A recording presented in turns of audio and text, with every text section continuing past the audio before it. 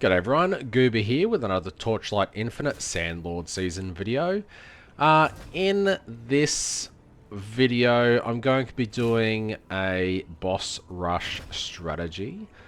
We haven't really seen many boss rush strategies as the 100% drop quant from the cards has been very strong this season. So I wanted to continue on from the last couple of videos and do hopefully a good ruins rush.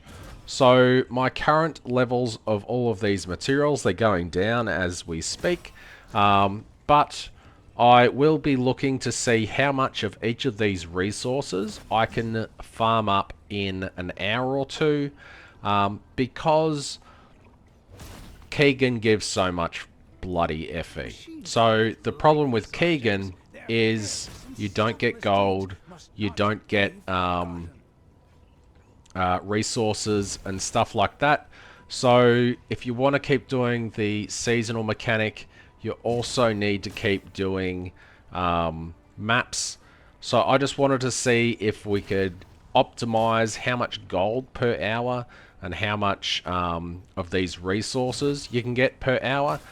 And if we go back through the test of last episode or last video, the drop quant and stuff in your map means absolutely nothing for the amount of resources that can drop.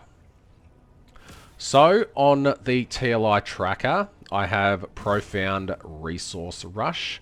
I've put in all of the stuff that I'm going to be using. Relatively cheap compasses, Veteran Compass, Elite Compass, Familial Eterna Compass, and the Frozen Abundance Compass. I am also using a Compass Probe here. They're pretty cheap. They are going up in price.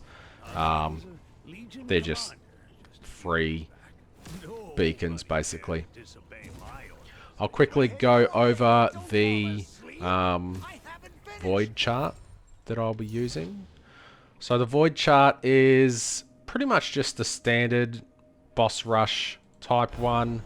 We have the Netherrealm. Netherrealm is still 0.1. You use an absolute ton of it in deep space. I've just gone with the extra rare here, which ties into the snow paper. I don't really have a use for these two. They would be okay, but I'm limited for points. Standard Eterna, every chance to upgrade and get the Eternal keys into snow paper fragments from bosses, as well as a chance to get a tier 2 skill. Now the skills are pretty good. You can get some that are worth a couple of hundred FE even at tier 2, so that's really nice. And then a 5% chance for all died snow monsters, all rares to become died snow monsters, which is really quite nice. Now we don't really care about the confusion card because we are not going to be doing confusion cards because we're after resources. These don't really matter for the resources, but they will assist in the snow paper drops.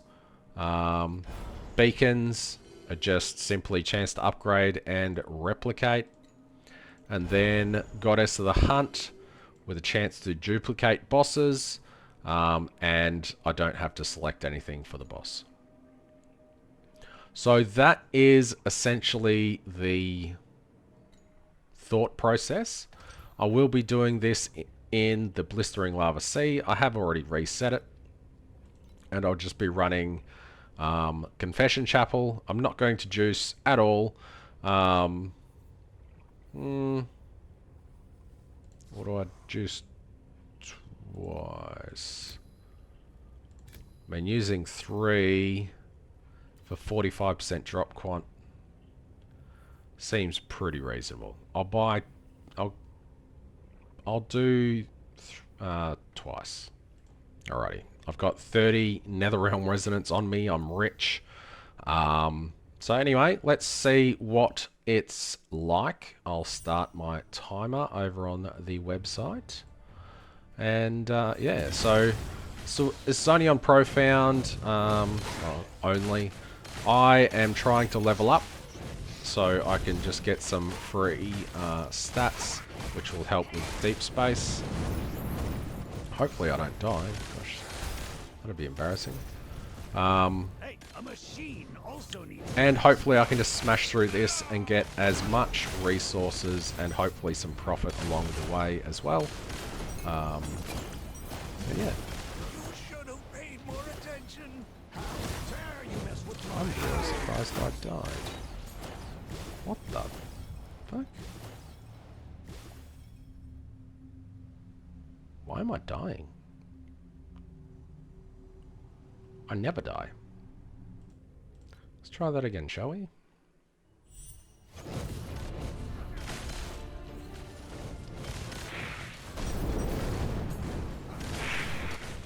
Shit on. What, Ruby?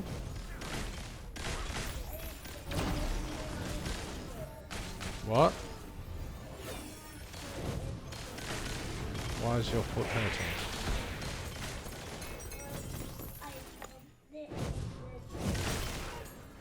Bumped it on the chair. Well, if you were sitting on the chair, you wouldn't bump your foot.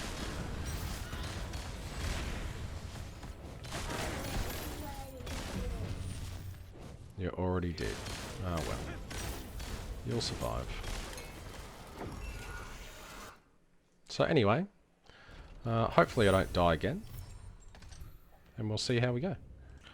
Problem with doing 8 bajillion Steel Forge maps is I keep clicking on it to go to the next map.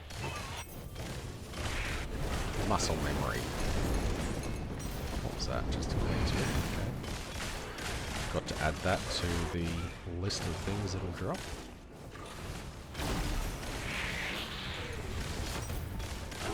I'm kind of hoping with these few points and the probe, I will get enough beacons to somewhat sustain. Oh, forgot to click that.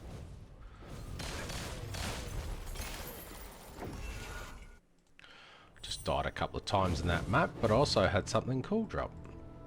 I've not had a blight drop before, so that's pretty cool. One of the main reasons I like this map, other than it being insanely fast, is the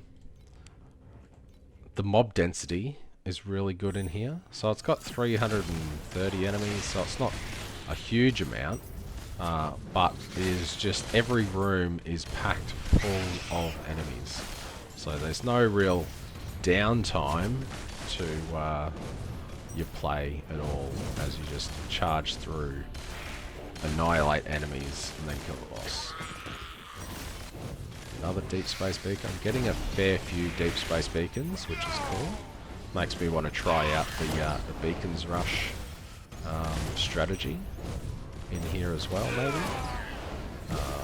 Could be interesting. But yeah, so I think I'm making reasonable FE as well as resources. Resources I thought might have been a little bit higher, but it is what it is. I'll see if Cube wants to give me anything. Look who is dead for you. Guess not. Ah! Dying in a map full of those feels bad. That's a lot of profit lost.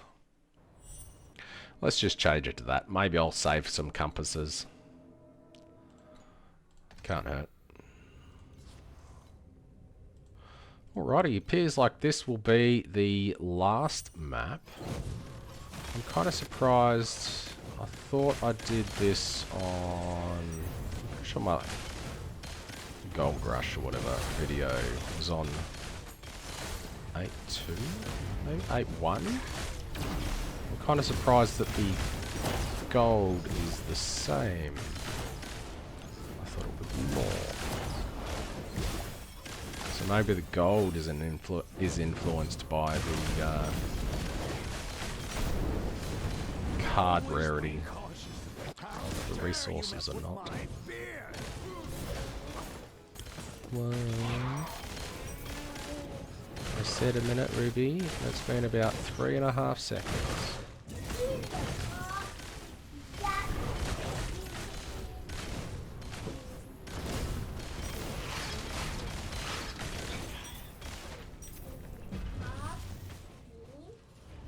Go touch the front door and come back and I'll probably be finished. Alrighty, so let's have a look at our resources now versus what we had before. So now we have 179,000, 118,000, 71,000, and 40,000. Did you? Yeah. Let's make this 18. I went all the way.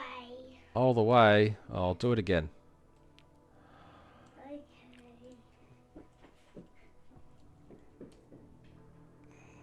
Oops. I thought that was what I was meant to do. And then... let me think.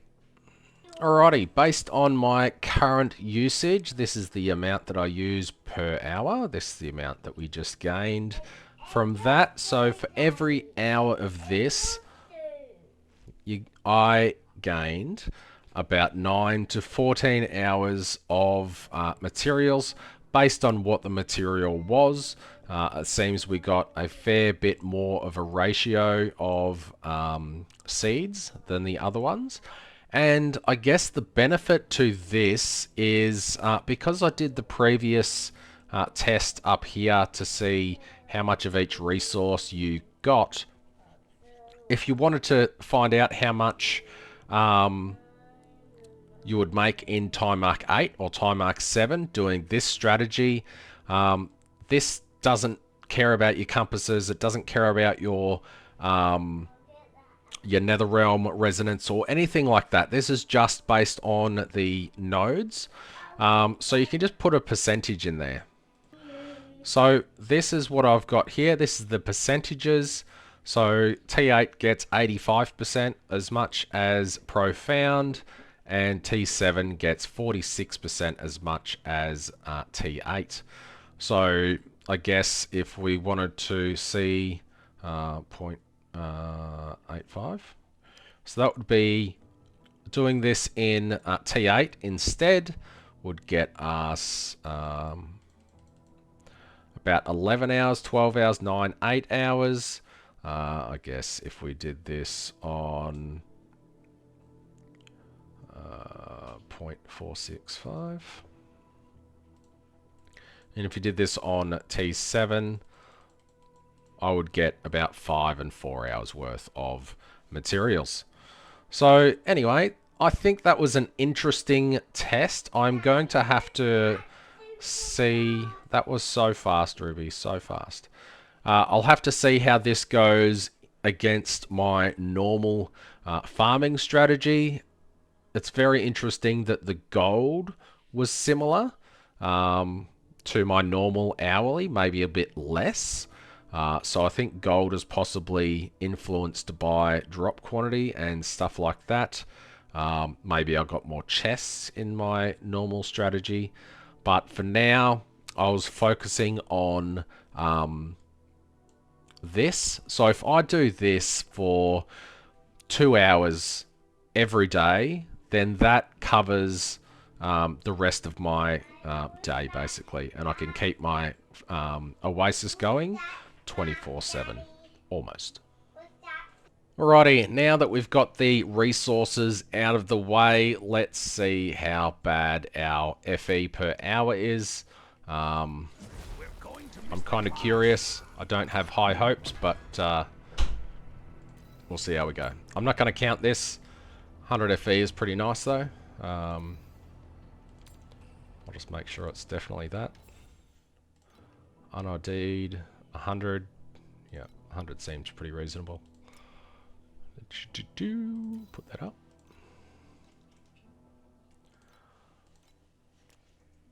And let's look at the other stuff.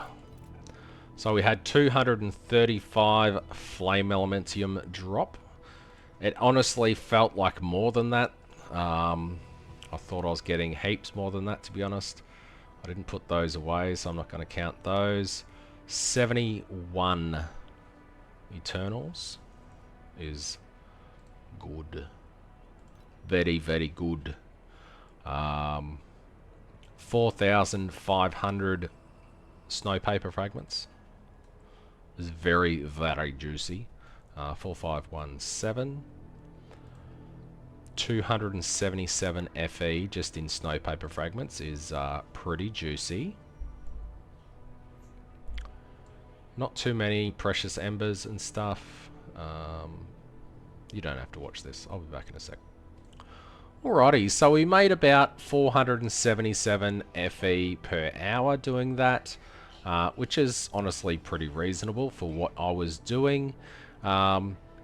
Big one here is the snow paper fragments. 277 from that, and the compasses only cost 103, so 170 FE profit from just a few nodes.